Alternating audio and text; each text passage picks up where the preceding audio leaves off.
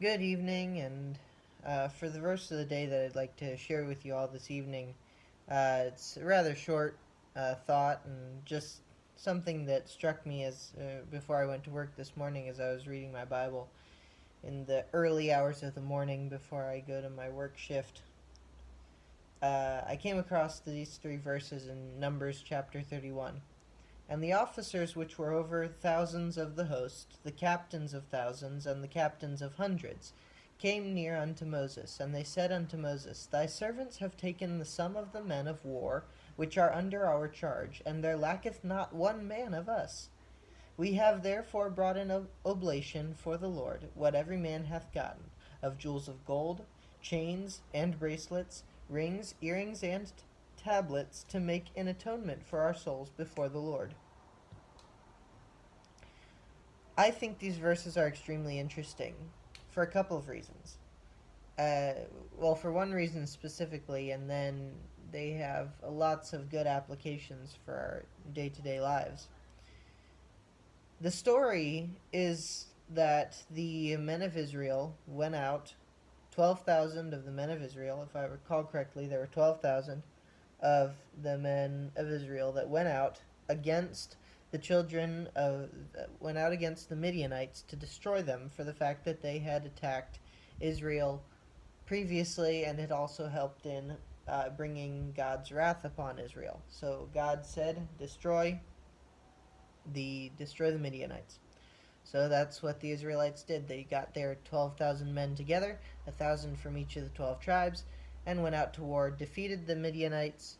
They had a little bit of disagreement with Moses because they didn't do exactly like God had said, but in the end, they worked it all out, and Moses divided the spoils of war the way they were supposed to be, as God said. And then we get to verses 48 through 50. And the officers, the leaders of the army, counted up all their men and realized they had not even lost a single man in the battle that they had waged against the Midianites. They did not even lose a single man in their fight against the Midianites because God blessed them that much. And I think it's so interesting that they gave out of what had already been taken from them as being rightfully God's of the spoils of war. God had chosen as part of it that was specifically his. Aside from that, the officers and leaders of the army brought a thank you offering to God for having protected them and all of their men. And I think that's something that sometimes Christians overlook in our day to day dealings in our spiritual life. Sometimes all we do is thank God for what He does without actually showing our gratitude with a gift to God. And I'm not saying that God can be bought. We can ask God for favors and then pay him for doing that.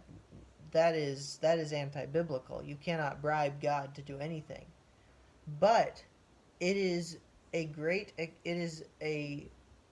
great expression of gratitude to give someone a gift in return for what they've done for you or a gift they have given you. And these officers did with God that exact thing. They gave him an offering as a thank you for his protection of their armies. And that's a good thing for us to do as well. When God blesses us and we can see that God has blessed us, we can give something to God, a voluntary offering, as a thank you. That's one of the many ways with which we can thank our God for his kindness and grace. And that's one of the great lessons I think we sometimes overlook here in the Bible, and repeated and brought to my attention by these verses in Numbers.